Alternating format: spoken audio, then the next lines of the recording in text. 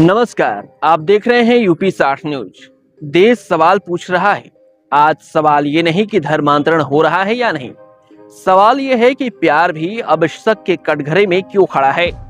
बलिया से सपा सांसद सनातन पांडे का बड़ा बयान आया है। सांसद जी कह रहे हैं 18 साल में बेटी कानून की नजर में मैच्योर हो गई, लेकिन समाज की नजर में अभी नहीं।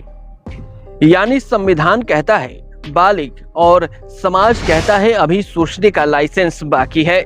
मतलब वोट देने का अधिकार है, शादी करने का अधिकार है, लेकिन प्यार करने से पहले समाज की मीटिंग जरूरी है। सांसद जी आगे कहते हैं धर्मांतरण भी तो प्रेम है। वाह, तो अब सवाल ये नहीं कि धर्म बदला या नहीं, सवाल ये है कि बिना प्यार के धर्म बदला जा सकता है क्या। मतलब जबरदस्ती नहीं, गला पकड़कर नहीं, बस दिल पकड़कर। लेकिन जनाब, अगर हिंदू मुसलमान के बीच प्यार हो जाए तो उससे लव नहीं, लव जिहाद का टैग क्यों।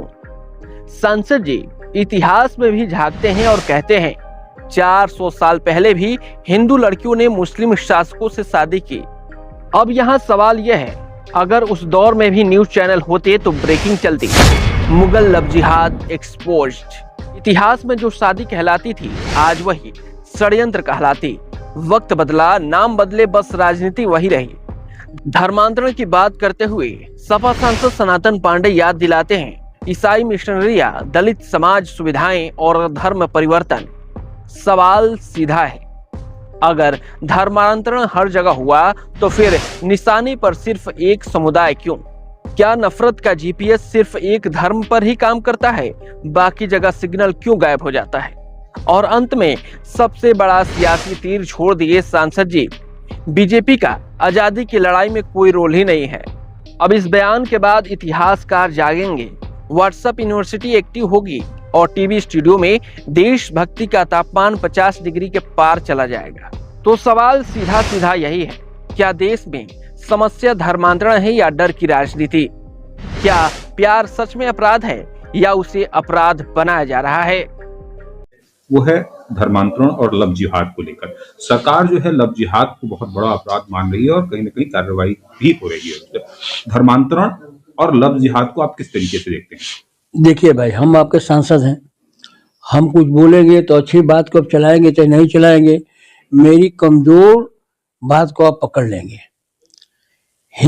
मैं कह दूंगा है तो एक सांसद का कहना माना जाएगा, लेकिन मैं व्यक्तिगत रूप से कह रहा हूं कि जो हिंदुस्तान के कानून में जो परिवर्तन हुए हैं वो भारत के आम मानसिकता के हिसाब से नहीं हुए। हमको तो इस नाम पर कि हमारे बच्चे 18 वर्ष में जो है प्रौढ़ हो गए, मैच्योर हो गए, वो सेल्फ निर्णय ले सकते हैं। ये भारत ने कानून बना दिया। अब कानून नहीं कि सरकार में बना। इस बात पर कि मेरी बेटी 18 वर्ष में मैच्योर हो गई और उसे आजादी आपने दे दिया तो कहीं किसी के साथ जा सकती है, तो वो उसका जो पटदार का भाई भी हो सकता है, अन्य जात के लोग भी हो सकते हैं। इसकी मान्यता अभी हमारा समाज और भारत के लोग अभी इस पर जो है तैयार नहीं है। लेकिन भारत ने कानून बना दिया। धर्मांतरण पर क्यों जाते हैं। धर्मांतरण जो एक दो होता है, कहीं सुनते हो तो भी तो प्रेम है। दोनों के बीच प्रेम होगा तभी ना बात आगे बढ़ी होगी। तो आप लोग हिंदू मुसलमान से क्यों जोड़ते हैं। हिंदू मुसलमान के बीच प्रेम नहीं हो सकता है। और धर्मांतरण किसी को गला पकड़ के तो हो नहीं रहा है। आप क्यों नहीं इतनी हिंदुस्तान में सुविधा दे रहे हैं कि बाहर के लोग आकर के यहाँ बसना शुरू कर दें। बाहर के लोग भी हिंदुस्तान को हिंदुस्तान समझने लगे। आज आपने कैसे राजनीति की नफरत की राजनीति कर दिए कि हिंदुस्तान के लोग, हिंदुस्तान में रहने वाले लोग जिन्होंने जो है आजादी के बाद हिंदुस्तान की सरजमी को पसंद किया, इसके मट्टी को माथे तिलक लगाया, आप उसको कलंकित कर रहे हैं। आप देश से उसको हटाना चाहते हैं। बल प्रयोग करके काम नहीं हो सकता है। ये सद्भाव और प्रेम से इसकी पूर्ति हो सकती है। भारत अनेकताओं में एकता का प्रतीक है। हिंदू, मुस्लिम, सिख, ईसाई सभी जात और धर्म के लोग यहाँ पर रहते हैं। धर्मांतरण के नाम पर सिर्फ ये शोषण कर रहे हैं किसी विशेष समाज का। तो क्या आपको लगता है कि जिस तरीके से नाम बदलकर मुस्लिम युवक जो है हिंदू लड़कियों के साथ शादी करते हैं और फिर बाद में पता चलता है कि वो मुस्लिम है, तो इस तरीके की जो शादियां तो यार, मैं इतिहास का छात्र नहीं रहा हूँ, लेकिन हम तो सुना हूँ कि शादियां 200-400 पहले साल भी जो है हुआ था कि हिंदू लड़की जो है किसी मुसलमान साथ से शादी की थी। तो क्या इसको भी उस समय ये मान लिया जाएगा कि राजा के दबाव में ये धर्मांतरण हुआ था? ये तो हिंदुस्तान का इतिहास कहा है, मैं थोड़ी जानकारी रखता हूँ। वो जो शादी हुई थी वो मुसलमान शासक के दबाव में धर्मांतरण करके शादी हुई थी। धर्मांतरण जहां हो रहा है उसको आप देख नहीं पाए। धर्मांतरण को किसी ने देखा आजादी के बाद तो कोई कहने में गुरेज नहीं है कि कांग्रेस ने देखने का काम किया था। जब हम लोग बच्चे थे तो ईसाई मिशनरियां चला करती थी, गांव में ईसाई मिशनरियां चलती थी।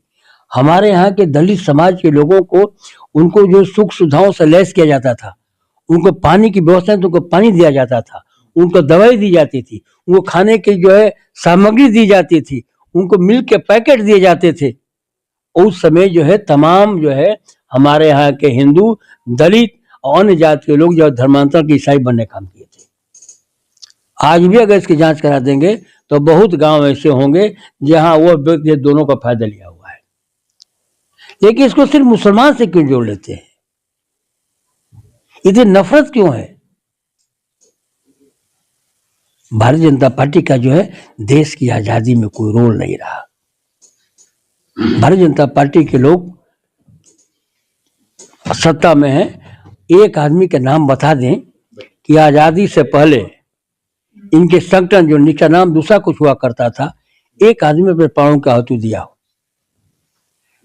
देश के प्रति लगाव होता, इस देश के संप्रभुता पर लगाव होता, देश की अखंडता के प्रति लगाव होता, तो ये बातें इस देश में नहीं आती।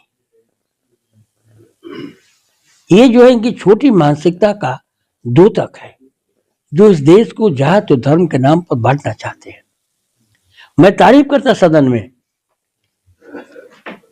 हम देश के प्रधानमंत्री को फूलों से जो है मैंने फूलों के गुच्छे से नवाजने का काम करते। अगर इनकी सरकार में हमारे देश की सीमाएं सिकुड़ी न होती तो, हमारे देश के जवान सुरक्षित होते तो, हमारे देश में जो है जाति धर्मांतरण उन्मादता न होती तब, देश का किसान उठता तब, देश के बेरोजगारों को रोजगार दिए होते तब, और देश की अखंडता के प्रति के संकल्पित होते तब, मैं विपक्ष का सांसद होते हुए भी जो है ये देश के प्रधानमंत्री को जो है पुष्पगुच्छ देकर सम्मानित करने का काम करता।